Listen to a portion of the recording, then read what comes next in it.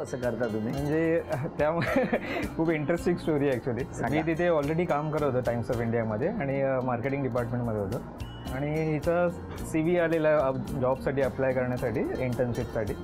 आणि मी बघितलं की म्हणजे की ओव्हर क्वालिफाईड आहे जॉबसाठी, इंजिनियर होती आणि आम्हाला साधारण एक म्हणजे ग्रॅज्युएट किंवा अंडर ग्रॅज्युएट पण चालले असते. तर मी डिस्क्वालिफाय केलं की हा CV नको म्हणून. थोड्या दिवसांनी, एक आठवडा 10 दिवसांनी परत CV आला तो माझ्याकडे आणि त्याबरोबर HRनी तो ऑलरेडी अरेंज पण केलेला इंटरव्ह्यू, ती ऑलरेडी आलेली तिकडे. आणि माझ्या जे टीम लीडर होते त्यांनी विचारलं परत, म्हणले की इंटरव्ह्यू घ्यायचा आहे की नाही, म्हणजे हेच CV आलं आहे परत. म्हणजे ठीक आहे, आता आलं आहे तर घ्या म्हणावं आणि रिजेक्ट करून टाका नंतर, असं तुम्ही सांगितलं? मी त्यांना सांगितलं रिजेक्ट करून टाका. बरं झालं यात कळतंय म्हणून. आणि त्यानंतर मग ही आली, बसली तिकडे आणि मी बघितलं तिला आणि सिलेक्ट. हो, म्हणजे माझ्यातर्फे सिलेक्ट. आणि नंतर टीम लिडरला पण सांगितलं की करून टाका, काही हरकत नाही. अरे वा.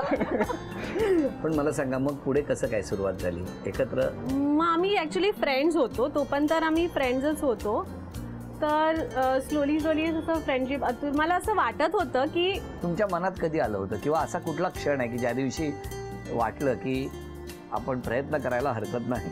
म्हणजे मला तर पहिल्यापासूनच आवडलेलं, पण क्षण म्हणाल तर आम्ही एकदा पार्टीला गेलेलो, ऑफिस पार्टीला, आणि ते बरंच उशीर झालेला, 12 वगैरे वाजून गेलेले. हिच्या घरून फोन येत होते की लवकर घरी ये म्हणून.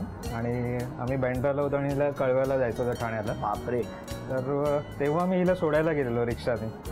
तर आय थिंक तो एक रोमॅन्टिक मोमेंट होता. तिथे पाऊस पडत होता आणि आम्ही दोघंच होतो. अरे वा. तेव्हा मला वाटलं की त्याच्यानंतर असा रोमॅन्टिक मुवमेंट आला का परत? कधी कळव्याला गेला रिक्षातून? हो, त्यानंतर मी रोजच जायचो. पण तुम्हाला त्या रात्री किंवा त्या संध्याकाळी किंवा रात्री 12 वाजता असं वाटलं होतं की भविष्यात हा आपला पार्टनर बनू शकतो? नाही, मला कधीच असं वाटलं नव्हतं तेव्हा.